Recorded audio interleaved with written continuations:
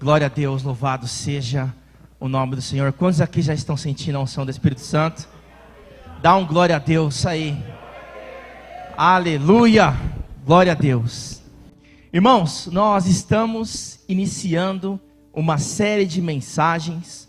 Os irmãos viram algumas plaquinhas aí espalhadas pela igreja sobre santidade radical, vivendo o que o mundo despreza. A verdade, irmãos, é que eu tenho já postergado, o Espírito Santo vem incomodando para falar sobre esse tema. E falar sobre santidade, gente, não é fácil. Confesso para vocês que é muito difícil estar aqui para poder falar sobre santidade, porque é um dos temas mais desafiadores para a igreja. E por que é um tema tão desafiador? Porque a santidade, ela não cabe máscaras, não cabe disfarces. A santidade não tem como você dar um jeitinho. E a santidade, ela nos confronta. A santidade, ela tira a gente da zona de conforto, do natural, do que é normal. E a santidade é simplesmente chamar para a gente viver em público aquilo que a gente sente aonde? No secreto. Então é um desafio. E talvez seja por isso que muitos não abordam esse tipo de assunto na igreja. E a grande verdade, meus irmãos, é que os irmãos devem estar pensando: nossa, mas um culto de ceia, o pastor tinha que pregar um sermão evangelístico, algo que você pode, você vai para cima. Mas não, vamos falar sobre o quê? Santidade. E por que santidade é tão importante, meus irmãos? Por que que nós estamos falando sobre isso nesta noite? Porque existe essa necessidade da santidade, meus irmãos? Porque santidade é indispensável. Em Hebreus, o apóstolo Paulo vai dizer para nós, igreja, para nós hoje, que sem santidade, nós vamos ver o Senhor? Negativo. Sem santidade, ninguém verá o Senhor. Então eu posso deduzir que não é possível nós vermos o Senhor, estar face a face com Ele, sem santidade. Por isso que é indispensável nós falarmos sobre esse tema. Mas, então, antes de qualquer coisa, sobre a série Santidade Radical, vivendo o que o mundo despreza, nós precisamos entender o que é santidade. E afinal de contas, o que é santidade? Por que a santidade é tão importante? Então, irmãos, rapidamente aqui, eu não quero investir muito tempo em algumas questões teológicas, mas depois, se alguém quiser, eu posso enviar o esboço.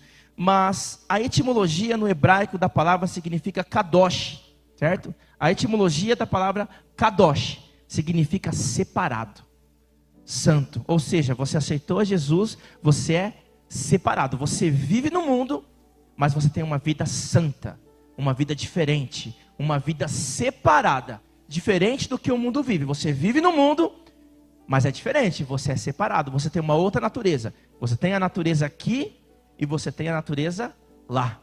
Por isso que é tão difícil. E nós sabemos que também no grego, ágios transmite a ideia separado, puro, consagrado. E também teologicamente a santidade é a qualidade do ser de Deus que distingue de toda impureza e pecado. Deus não tem impureza, Deus não tem pecado. E a exigência é de que seus filhos participem dessa natureza moral. Irmãos, Deus nos dá a recomendação, ou melhor dizendo, não só uma recomendação, Ele nos dá uma ordem: sede santos porque eu sou santo. Em toda a nossa maneira de viver, nós precisamos ser santo. Você que aceitou a Jesus, quem que habita dentro de você? O Espírito Santo. Isso chama o quê? Santidade. Por isso que eu falo que não é uma opção a santidade. Só que existem algumas teologias aqui que vêm pairando as igrejas. E não obstante, creio que muitos de nós aqui também, uma confusão teológica em relação a isso. Nós vamos falar um pouco sobre isso. Mas alguns aspectos ainda sobre santidade é posicional. Então é uma posição de santidade que nós tomamos quando nós somos justificados pela fé, ou seja, nós aceitamos a Jesus. Mas isso é também progressivo, porque a palavra de Deus vai nos instruir dizendo que existe a santificação, e isso é um processo. Se é um processo, ele tem uma continuidade. Eu garanto para os irmãos que isso vai ser sua vida inteira cristã. E existe também a questão da consumação, que nós vamos ser plenos em santidade. Isso é só quando nós tivermos um corpo glorificado e estivermos na glória, junto com o Pai. Aí nós vamos viver uma santidade plena. Só que, qual que é o problema aqui? Que eu quero colocar aí uma azeitona na sua empada aí. Quando você escuta a santidade, o que vem na sua mente? O que você pensa? Talvez algo inalcançável. Eu não vou conseguir ser santo, igual o santo dos santos. Talvez na sua mente vem, é uma pessoa perfeita, que não tem falha nenhuma, igual Deus. Como que eu vou ser igual a Deus? E aí entra o problema, aonde o mundo distorceu essa palavra, santidade. Há uma distorção teológica, há uma distorção aí até mesmo intelectual em relação ao que é santidade. Mas afinal de contas, o que é santidade? Já falamos aqui do termo teológico. Mas para entender mais sobre santidade, antes de entrarmos aqui no texto, existe algo e existe um nome teológico sobre esse problema, que é uma mentira. Na verdade, pior que uma mentira, é uma meia verdade. E quem que usa meias verdades? Lá embaixo, Satanás usa meias verdades. A gente pode observar muito bem isso aonde? Na tentação. Na tentação ele usa meias verdades ali em relação a Jesus. Imagina quanto a nós. E qual que é essa meia verdade? Efésios 2, 8 e 9, não precisem abrir ainda, mas diz assim: porque pela graça vocês são salvos. Quantos aqui são salvos pela graça? Glória a Deus. Isso vem de obras? Não de obras para que ninguém se glorie das obras. Não tem como a gente merecer, é pela graça de Deus. E isso é uma verdade. Só que aonde entra o problema? Meu irmão, o problema entra, a distorção, ela começa, e o nome teológico disso é libertinagem. A libertinagem, ela leva nós a entender que se eu sou salvo pela graça, e eu não posso fazer nada para merecer, então por que eu vou buscar a santidade? Vamos entender o que eu estou falando? Seria como se fosse que nós aqui, lembra aquele batismo, pastor Paulo, que tinha um monte de jovens aqui se batizando? Se o objetivo é só a salvação, e se você veio aqui à frente, você aceitou a Jesus, você veio aqui à frente, você se batizou, e eu sou salvo. Se esse fosse o objetivo, estaria fácil a gente encher o céu. Logo após o batismo, a gente levaria para a salinha ali do fundo, o que a gente fazia? Quebrava o pescoço. Ou então deixa mais tempo na água, afoga a pessoa lá e pronto, ela vai ser salva e está tudo certo. Só que, gente, é uma distorção teológica, não preciso de mais nada. É só eu aceitar Jesus e acabou, e está pronto. Essa é a libertinagem. E nós vamos falar mais sobre isso daqui a pouco, os irmãos vão entender. E outro termo teológico é legalismo. Olha só. O legalismo eu vou te adiantar algo aqui, a santidade. Olha só. Meu sobrenome é santidade. Eu posso, eu consigo. E eu sou tão santo, tão santo, tão santo, que eu tenho que pagar o preço ali. Eu sigo tudo à risca, mas eu tenho raiva de quem não segue. Qual que é o nome disso? religiosidade. Então nós precisamos, amados, tomar cuidado com esses dois extremos. E para entender mais sobre santidade, eu já vou te adiantar aqui que santidade, meu irmão, é o que agrada a Deus. Nós precisamos entender alguma coisa aqui para a gente conseguir decorrer sobre isso. Mas abra sua Bíblia em Lucas 15. Uma parábola muito conhecida dos irmãos, mas os irmãos vão perceber que eu vou levar ela para um outro lado. Para um lado um pouco diferente do que talvez você tenha já escutado, com a base na santidade, para a gente discorrer sobre o que é santidade, que é o tema da mensagem de hoje. O que é santidade? Lucas 15, a partir do versículo 11, a parábola do filho perdido, em algumas traduções do filho pródigo, diz assim: Jesus continuou: certo homem tinha 2 filhos. O mais moço deles disse ao pai: Pai, quero que o Senhor me dê tanto os que desenfreadamente pecavam, quanto aqueles também que usavam a religiosidade como uma forma arrogante de ser. Jesus, ele conta a parábola que nós lemos. E agora eu convido você a entrar dentro dessa parábola comigo, para que a gente possa entender o que Jesus disse a esses 2 públicos. Então, meus irmãos, nós vemos aqui que no verso 11 que nós lemos, Jesus continuou, ou seja, contando as parábolas. E certo homem tinha quantos filhos?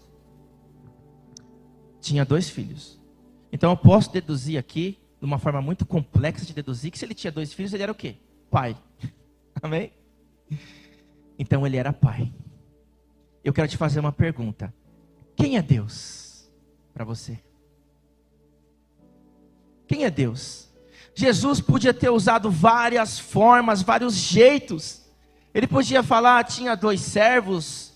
Podia falar: tinha 2 juízes. Podia falar: tinha 2 chefes. Mas ele usou o termo pai. Eu vou dizer para você que na Bíblia não tem nada por acaso não. Ele escolheu o termo pai. E eu vou te adiantar aqui quem é Deus. Deus é nosso Pai. O Pai celestial. O Criador de tudo, sim, mas é o nosso Pai. Abba, Pai. E nós somos o quê? Filhos. Então eu adianto para você aqui, que para vivermos santidade, precisamos entender a nossa posição do que nós somos. E nós somos filho do Pai celestial. Talvez quando eu falo para você pai, eu não sei qual é a referência de pai que você tem. Talvez você possa ter pensado, mas como que eu posso imaginar um pai, sendo que aqui na terra eu tive um pai que me deixou talvez alguns traumas, não sei. Eu não conheço o detalhe da vida de todos. Mas estou querendo dizer para você que quando você pensa pai, não é o seu pai natural. É o Pai, o Criador dos céus e da terra. Aquele que não tem um fio do seu cabelo aqui, ó, que não caia. Alguns mais, outros menos. Mas não tem um fio de cabelo que não caia ali, que ele não saiba disso. Então eu peço que você, por gentileza, desvincule um pouco do Pai natural e pense na figura do Pai celestial. Quem é Deus? Deus é Pai.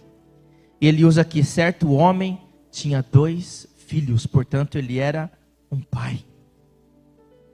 E a palavra vai dizer no versículo 12, que o mais moço, ou seja, o filho mais jovem ali, ele disse ao pai: Pai, quero que o Senhor me dê a parte dos meus bens que me cabe. O que o pai fez? Simplesmente, ele pegou os bens que ele tinha provavelmente, como passou alguns dias, vendeu uma parte da propriedade, não sei, juntou o que era metade ali. O que ele fez? Toma, filho, e entregou. Aí a gente vê que não é um pai natural, realmente é um pai celestial. E por que eu estou querendo dizer isso? Porque os teólogos vão todos para a mesma linha afirmar, acho que grande maioria, de que quando ele chegou diante do Pai, e pense bem, há mais de 2000 anos atrás no Oriente Médio, pela lei de Deus, ele poderia ser apedrejado, porque ele estava desonrando o pai dele, o pai natural. E eu fico imaginando o público, ali os fariseus, os escribas, os publicanos e os pecadores ali. É agora, ele vai mandar apedrejar, ele vai colocar e vai mandar enforcar aquele menino, no mínimo vai dar umas bolachas na cara dele, e vai falar: você está louco? Aí Jesus diz, ele pegou os bens e repartiu. Eu fico imaginando o público: oxe, mas como isso? Como pode repartir assim, do nada? Ainda mais que quando nós analisamos aqui aquela época, e os teólogos vão afirmar que esse filho, ele podia pegar a herança dele, sendo que o pai estava vivo? Não! Isso significa que no original, ele queria que o pai tivesse morrido. Só que muito provavelmente aquele pai se alimentava muito bem, praticava umas corridinhas ali, comia pão sem glúten, algumas coisas similares ao meu pai aqui, né? E o velho não morria, e ele não aguentou mais. E como ele não aguentou mais, ele falou: me dá logo as partes aí dos meus bens, me dá logo tudo aquilo que é meu, porque você não morre logo, reparte, eu vou embora. Cansei de ficar fingindo, cansei de fingir relacionamento que não é verdade, deixa eu ir embora. Olha que desonra. E ao invés de apedrejar, o que esse pai fez? Simplesmente juntou tudo, repartiu e deu para o menino. E aqui a palavra de Deus vai dizer que ele foi ali para outro país. E amados, quando nós observamos esse filho mais novo na palavra, aqui na sequência, esse filho, ele se perde totalmente. A palavra vai dizer que ele chegou a ponto de desejar, como nós lemos, a comida dos porcos. E olha só como a palavra é intencional. Por que porcos? Por que não boi? Por que não galinha, sei lá? Qualquer outra coisa, foi escolher porcos. Justamente porque porcos era amaldiçoado ali por eles. Eles nem comiam carne de porco, porque eles entendiam que existia maldição ali. Mas não, a Bíblia não fala que ele queria ser um porco. Não, ele desejava a comida dos porcos, alfarrobas, como diz a palavra de Deus. Olha que ponto que chegou. E quando ele chegou nesse ponto, ele começou a se arrepender. Por isso que é a parábola do filho pródigo. Ele começou a se arrepender. Ele falou: até os trabalhadores do meu pai têm pão com fartura. E eu aqui nessa situação, eu vou voltar. Eu vou voltar e pedir para ser um daqueles trabalhadores ali. Porque é melhor do que a situação que eu estou. O que ele faz? Ele volta arrependido. Aí eu fico imaginando aqui o público ali, principalmente os publicanos ali, os fariseus também, e os escribas, todos eles ali, os pecadores. Agora é a hora. E a palavra de Deus aqui vai dizer, Jesus disse, que ele foi correndo de encontro ao filho. Aí o outro ali do fundo falou: para dar uma voadora nele, porque ele merece. Ou então fala que ele veio com um monte de pedra na mão para tacar na cabeça dele. O que ele faz? Ele pega aquele menino fedido, descalço, como diz, porque ele pediu para calçar umas sandálias, provavelmente descalço. Ele pega aquele menino fedido, todo estragado, mulhambo, e ele beija, dá um beijo. Ele coloca um anel. E ele ainda planeja uma festa, porque o filho voltou. Meus irmãos, eu não sei quantos estão entendendo a profundidade dessa palavra, mas foi exatamente da onde nós saímos, sem merecimento algum. E o Pai está de braços abertos para receber a mim e receber a você, meu irmão. E isso é maravilhoso. Glória a Deus, louvado seja o nome do Senhor.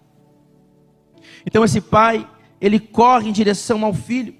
No verso 20 diz: e arrumando-se foi para o seu pai, via ele de longe quando o pai o avistou, e compadecendo dele, correu, abraçou e o beijou.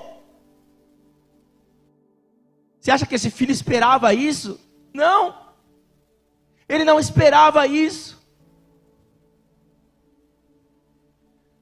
E é exatamente isso, amados. Não merecemos nada. Nada. Absolutamente nada. Então, o que representa esse filho?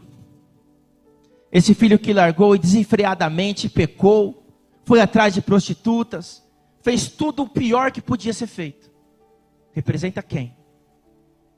Os pecadores ali que estavam naquele lugar, e também os publicanos. Era para esse tipo de gente, para esse tipo de público que Jesus estava falando. E não obstante, depois nós vemos nessa parábola que quem apareceu aqui na história? O filho mais velho. Já estava acontecendo uma festa ali maravilhosa. Não pegou qualquer bezerro, pegou o bezerro gordo, né? Fez uma festa e o filho mais velho observou ali aquele filho que estava distante e voltou. Metade da herança dele foi embora e o pai ainda vai festejar. E nós vemos aqui na sequência que o filho mais velho, no verso 28, o filho mais velho se indignou e não queria entrar na festa. Ele não queria entrar de jeito nenhum. E quem que sai da festa à procura para poder convencê-lo de ir à festa? Quem? O pai. O pai vai atrás dele. O pai vai naquela festa. Aliás, o pai sai da festa e ele vai até o filho mais velho e convida ele para entrar. E aí, olha só o que o filho mais velho diz. Mas ele respondeu ao seu pai: faz tantos anos que sirvo o Senhor e nunca transgredi. E olha que Jesus, que maravilhoso, né? Que intencional. Olha o que ele coloca: não transgredi um mandamento seu. Mas o Senhor nunca me deu um cabrito sequer para que eu possa festejar com os meus amigos. Olha só. Amados, quando nós observamos esse filho mais velho, nós vemos que, por mais que ele estava próximo do pai, o coração dele estava onde? Longe do pai. O que ele queria? A herança. O que ele estava preocupado? Com o pai? Com o que o pai queria? Não. Ele estava preocupado com a herança. Isso difere alguma coisa do outro filho? Não difere. Meus irmãos, para nós entendermos santidade, nós precisamos entender o que é pecado. Nós vamos entrar um pouquinho aqui na questão da hamartiologia. Porque representando aqui, como nós já dissemos, esse filho mais velho representa quem? Representa aquela classe religiosa, representa os escribas, que batia no peito e falava: eu sigo a lei. Os 613 mandamentos, tudo que o pai pedia ele fazia. Só que o coração dele, que era o que o pai queria, estava longe, embora ele estava de corpo perto. E amados, com toda destreza, quantas vezes será que isso não acontece com a gente? Quantas vezes será que nós estamos aqui, mas não estamos aqui? Quantas vezes será que a gente bate no peito, ou glorifica aqui, mas Deus conhece o nosso coração, Ele sonda o coração, e o coração está onde? Está distante, distante, distante do Pai. Então nós sabemos aqui, que para entender o que é pecado, e agora nós vamos fechar aqui a questão, para poder explicar o que é santidade. Nós sabemos que um pecava desenfreadamente, que é o filho mais novo. O outro aparentemente não. Mas Jesus aqui na parábola, ele está condenando ambos os filhos, os dois. O filho mais novo está fácil para a gente entender. Ele saía com prostitutas, ele fazia um monte de besteira, assim para todo mundo ver, tá claro. Mas e o filho mais velho? Ele fazia tudo certinho, ele cumpria a lei, ele cumpria tudo que o pai falava. Se o pai mandava ir para lá, ele ia, mandava para cá, ele ia. Por quê? Aqui ele está sendo condenado à mente religiosa. A verdade, meus irmãos, que nós precisamos entender o que é pecado. E para entender o que é pecado, nós podemos deduzir: não amar o Pai sobre todas as coisas. Porque se nós amarmos o Pai acima de todas as coisas, porque Jesus, quando foi indagado ali, e perguntaram qual dos mandamentos é o melhor, qual dos preceitos eu tenho que seguir mais, qual que é o principal deles, o que ele disse? Amar a Deus sobre todas as coisas, e o próximo como a nós mesmos. Então, se nós amarmos a Deus sobre todas as coisas, nós não vamos mais atrás do pecado. Nós não vamos mais buscar pecar, porque o pecado na vida do crente é um acidente. Mas o problema é quando isso vira rotina, quando isso vira normal. Quando você sai da igreja, eu ia usar o exemplo de postagem, mas eu não vou fazer isso, não vão achar que eu fico pesquisando, eu não fico pesquisando a postagem dos outros. Mas escancaradamente, não está nem aí, já vira tudo.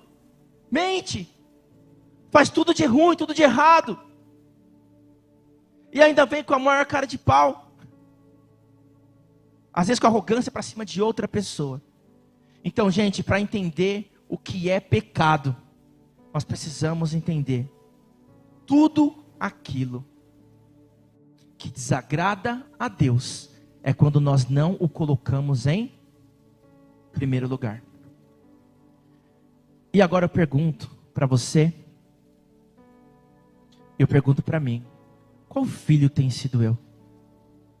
Se para viver santidade, eu tenho que ser filho do Pai? Quantas vezes na minha caminhada eu fui o filho mais novo? Ou quantas vezes da minha caminhada eu fui o filho mais velho? Meus irmãos, o chamado é a santidade. E a verdade é que os dois filhos, eles estavam longe de Deus. E para concluir esta mensagem,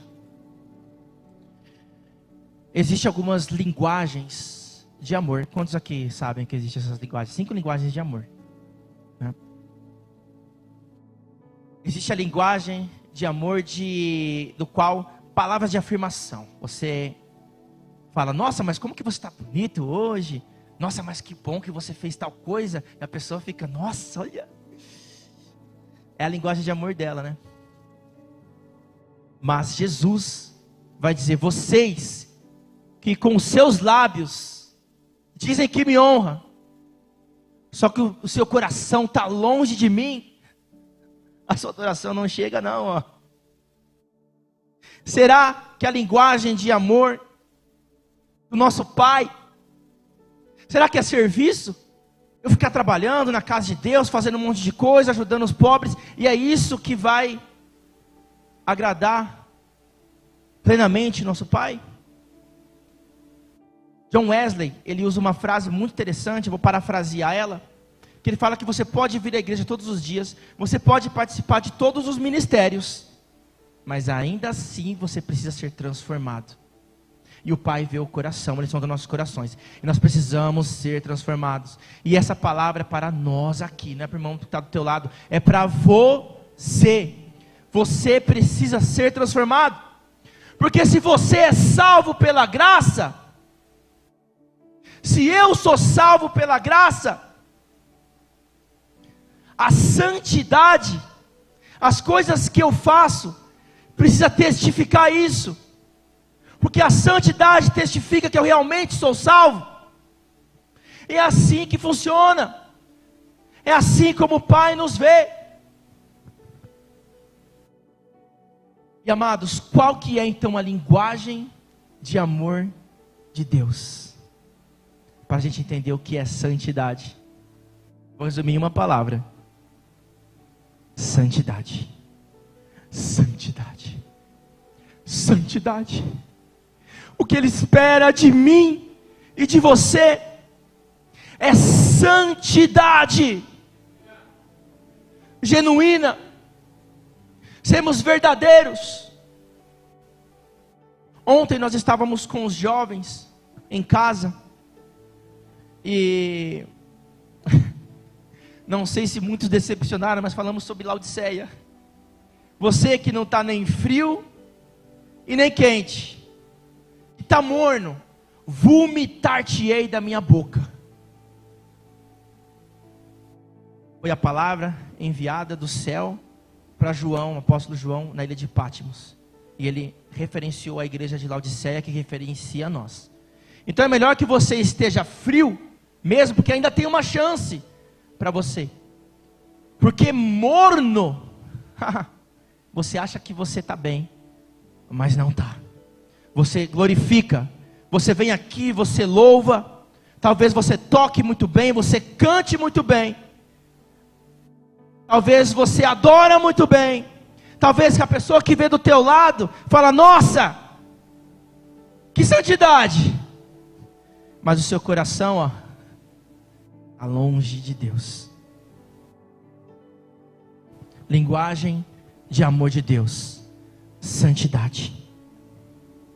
E agora eu quero finalizar dizendo: quem pagou a festa? Gente, a mesa está posta. Ele, o Pai, enviou o seu único filho, Jesus. E eu quero dizer para você nesta noite que não importa o que você fez no passado, não importa o que você fez, também não importa o que fizeram a você.